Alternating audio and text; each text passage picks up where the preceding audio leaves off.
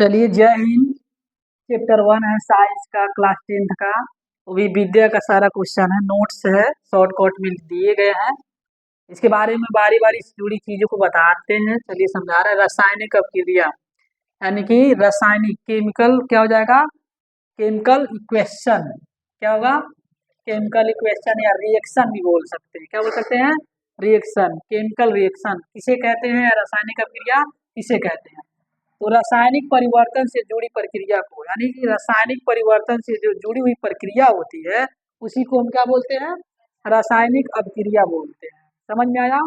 अब आगे देखिए, रासायनिक अपक्रिया जो होती है कितने प्रकार की होती है, कितना उसका पार्ट होता है रासायनिक अपक्रिया का, तो हम लोग आगे जानेंगे। पहला होता है संयोजन अपक्रिया।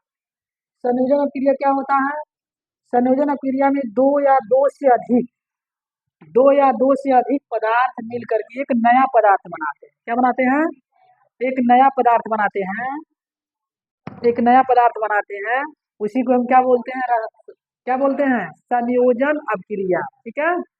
देखिए, एक पदार्थ यहाँ पे है और एक पदार्थ यहाँ पे है, दोनों है, दोनों मिला तो तीसरा सी बनाया ना, तो इसी को हम क्या बोलेंगे? संयोजन। ठीक है। इसको इंग्लिश में हम क्या बोल सकते हैं? Combination reaction. क्या बोल सकते हैं? रिएक्शन। समझ में आया? अब आगे देखिए, एक बार इसका एग्जाम्पल देख लीजिए। जैसे मान लीजिए हम यहाँ पे हम दे दे Na, सोडियम है ना, एक पदार्थ ये हो गया एलिमेंट्स। दूसरा हम ले लेते हैं क्लोरीन, और तीसरा इससे निर्माण होता है, यानी NaCl निर्माण हो गया ना। तो इसी को जो मतलब दो दो या दो से अधिक पदार्थों से मिल करके जब तीसरा पदार्थ नया बनता है, तो उसी को हम बोलते हैं संयोजन। ये फॉर्मूला है, फॉर्मूला आप तैयार रखेंगे। ठीक है। अब आगे देखिए, वियोजन अपघटन अपक्रिया क्या होता है? ये क्या होता है कि कोई भी पदार्थ टूट करके दो भागों में, दो से अधिक भागों में हो जाए, तो उसी को हम क्या बोलते हैं? वियोजन अपक्रिया। जैसे देखिए, एक पदार्थ है, ठीक है, वियोजित होकर के दो या दो से अधिक पदार्थ को देता है, तो ठीक उसी को हम वियोजन अपघटन अपक्रिया बोलते हैं। अपघटन मतलब होता है टूटना। क्या होता है? टूट जाना। जैसे मान लीजिए यहीं पे हम लिख दे रहे हैं, यहाँ पे H2O है ना। अब H2O टूट गया, जब जब टूटा तो H2O हाइड्रोजन में हो गया और ऑक्सीजन में बदल गया। समझ में आया? यही होता है वियोजन अपघटन अपक्रिया, यानी कि एक पदार्थ टूट करके दो से अधिक पदार्थों में बट जाता है या देता है, उसी को हम वियोजन अपघटन अपक्रिया। समझ में आया? अब देखिए, विस्थापन अपक्रिया क्या होता है? विस्थापन अपक्रिया में एक तत्व दूसरे तत्व को उसके यौगिक से विस्थापित कर देता है। मतलब विस्थापन अपक्रिया मतलब क्या करता है? वह विस्थापित हो जाता है, एक जगह से जा करके दूसरे जगह क्या हो जाता है? विस्थापित हो जाता है। ठीक है। जैसे मान लीजिए यहाँ पे है, ठीक, यहाँ पे विस्थापित हुआ है। कैसे? देखिए, ए है, यहाँ पे ए है, सी है, AC और B। ठीक है। मिल रहा है कि नहीं मिल रहा है? यानी यही पदार्थ यहाँ पे क्या हो गया? विस्थापित हो गया। ठीक, बस जगह चेंज कर दिया, अपना स्थान बदल नहीं देता है। विस्थापन अपक्रिया में क्या होता है? जो पदार्थ होते हैं वो अपना स्थान चेंज कर देते हैं। समझ में आया? उसी को हम बोलते हैं विस्थापन अपक्रिया। अब देखिए, द्विव विस्थापन अपक्रिया क्या होता है?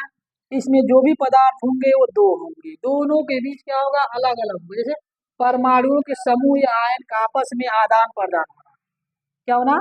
आदान प्रदान होना, उसी को हम बोलते हैं द्विव विस्थापन क्रिया। अब देखिए, यहाँ पे हम मिलाएंगे अगर इसको, रिएक्शन को, फॉर्मूले को, तो मिल जाएगा। अब देखिए, ए मिल रहा है, ए मिला ना, फिर बी देखिए, बी मिल गया, फिर सी देखिए, सी मिल गया, डी देखिए, डी मिल गया। समझ में आया?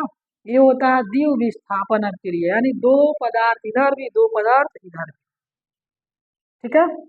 जितने पदार्थ रहेंगे वो आपस में मिलते जुलते रहेंगे, उसी को हम बोलते हैं द्विव विस्थापन अपक्रिया। रेडॉक्स अपक्रिया में क्या होता है? इसमें क्या होता है? ऑक्सीजन की वृद्धि होती है और ऑक्सीजन की ह्रास होती है, यानी ऑक्सीजन की वृद्धि और ऑक्सीजन की कमी होती है, उसी को हम बोलते हैं रेडॉक्स रिएक्शन या अपक्रिया। आप देखिए, क्रिस्टल जल क्या होता है? क्रिस्टल जल क्या होता है? किसी यौगिक के अणु के साथ संयुक्त होकर, यानी मिल करके, ठीक है, मिल करके किसी यौगिक से मिला, ठीक, और मिल करके उसके जल के अणु को यानी जब बनता है तो लास्ट में H2O बनता है कि नहीं?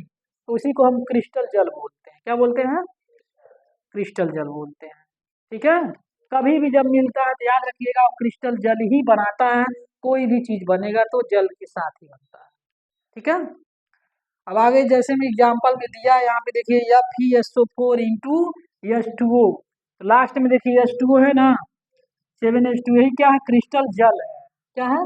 क्रिस्टल जल। यानी हमेशा अभिक्रिया से जल अलग हो जाता है, वही इसी को हम बोलते हैं क्रिस्टल जल। कुछ रासायनिक सूत्र है जैसे संगमरमर। संगमरमर का सूत्र क्या होता है? CaCO3। MCQ में क्वेश्चन पूछता है CaCO3, कैल्शियम कार्बोनेट। इसका रासायनिक नाम है कैल्शियम कार्बोनेट और उस सूत्र इसका है CaCO3। समझ में आया? बूझा चूना। बूझा चूना क्या है? देखिए बूझा चूना यहाँ पे 2 है। ठीक, ये क्या है? CaOH का ट्वाइज है। क्या है? CaOH का ट्वाइज। इसको हम इसका रासायनिक नाम अगर हम बोलना चाहेंगे तो कैल्शियम हाइड्रोक्साइड। क्या है? कैल्शियम हाइड्रोक्साइड है। ठीक, और इसका अणु सूत्र क्या है? CaOH का ट्वाइज। ये बूझे हुए चूने का क्या है? सूत्र है। अब आगे देखिए ग्लूकोज। आपको ग्लूकोज तो पता होना चाहिए, क्या होता है इसका अणु सूत्र? क्या होता है? C6H12 और O6 होता है, याद रखिएगा। ठीक ना? देखिए जितना हम लिखे MCQ, ये MCQ बोला सॉरी, जो क्वेश्चन लिखे फॉर्मूला लिखे सब MCQ में कोई ना कोई क्वेश्चन मिल जाएगा आपको। ठीक है, हर साल मिल जाता है। आगे देखिए चूना पत्थर। तो जो आपका यहाँ पे संगमरमर का सूत्र होता है ना, वही चूना पत्थर का भी होता है। समझ में आया? देखिए मिला CaCO3 ठीक है। तो चूना पत्थर का भी क्या होता है? फॉर्मूला ये होता है CaCO3, कैल्शियम कार्बोनेट। आपको ये भी पता होना चाहिए कि जो हाइड्रोजन है वो क्या है? एक ज्वलनशील पदार्थ है। क्या है? हाइड्रोजन गैस न रहे तो आग कभी लगेगा ही नहीं। लगेगा? तो याद रखना चाहिए ज्वलनशील गैस है हाइड्रोजन। तो इतना चीजें आपको याद नहीं। चैप्टर 1 का है साइंस का विद्या क्वेश्चन बैंक का पहला लेसन। हाई स्कूल के एग्जाम में, बोर्ड के एग्जाम में बेहतर साबित करेगा। आप लोग अच्छे से इसको एकदम टॉपिक बाई टॉपिक तैयार कर लेंगे। ठीक है, फिर मिलते हैं दूसरे चैप्टर्स के साथ कल। जय हिंद। पनौती।